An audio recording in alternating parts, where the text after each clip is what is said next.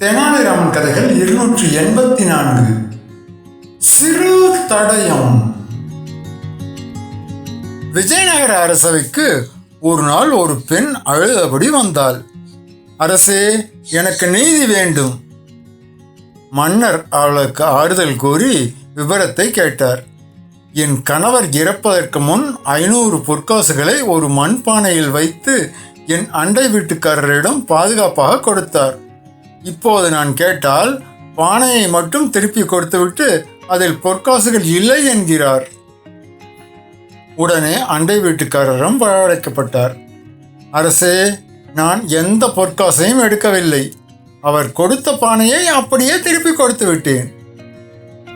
இருவரிடமும் சாட்சி இல்லை. மன்னர் யோசித்தார்.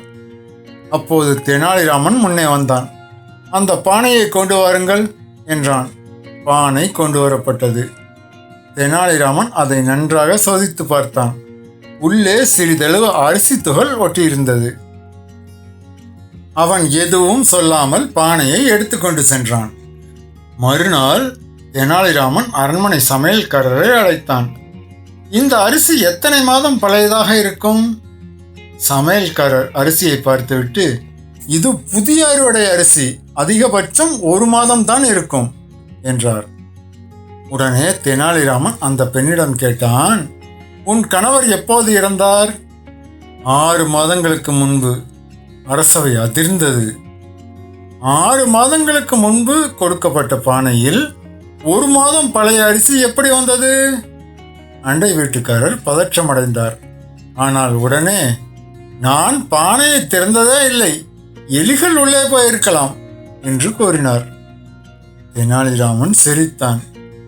சரி, நீ பானையை திறக்கவே இல்லை என்கிறாயா? ஆம். அப்படி என்றால் பானையின் அடிப்பகுதியில் இருக்கும் உடைந்த விரிசல் உனக்கு எப்படி தெரிய வந்தது என்று கேட்டான்.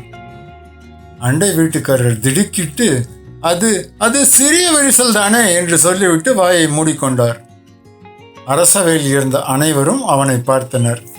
ஏனெனில் அந்த விரிசல் பானையின் உள்ளே இருந்தது. பானையை திறந்து உள்ளே பார்த்தால்தான் அதை அறிய முடியும். தெனாலிராமன் அமைதியாக கூறினான், பொற்காசுகளை எடுக்க பானையை திறந்த போது அரிசியால் மீண்டும் நிரப்பியிருக்கிறாய். அதனால் தான் புதிய அரிசி சிக்கியது. அண்டை வீட்டுக்காரர் தலை குனிந்தார். ஆம், பேராசையில் தவறு செய்துவிட்டேன் என்று ஒப்புக்கொண்டார்.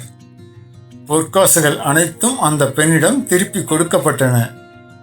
மன்னர் மகிழ்ச்சியுடன், ஒரு பானையில் ஒட்டியிருந்த சில அரிசி துகள்களே உண்மையை வெளிக்கொண்டு வந்துவிட்டதே என்று கூறி தெனாலிராமனை பாராட்டினார்.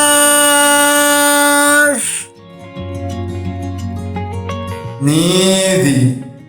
பொய் எவ்வளவு கவனமாக மறைக்கப்பட்டாலும் அது எங்காவது ஒரு சிறு தடயத்தை விட்டு சென்றுவிடும். மக்களே, உங்களுக்கு பிடிச்ச தலைப்பை கமெண்ட்ல சொல்லிட்டு போங்க. நாளைக்கு அதே தலைப்பில் தெனாலிராமன் கதை வரும். அதுக்கு முன்னாடி இந்த சேனலுக்கு சப்ஸ்கிரைப் பண்ணுங்க, லைக் பண்ணுங்க, கமெண்ட் பண்ணுங்க. தேங்க்யூ.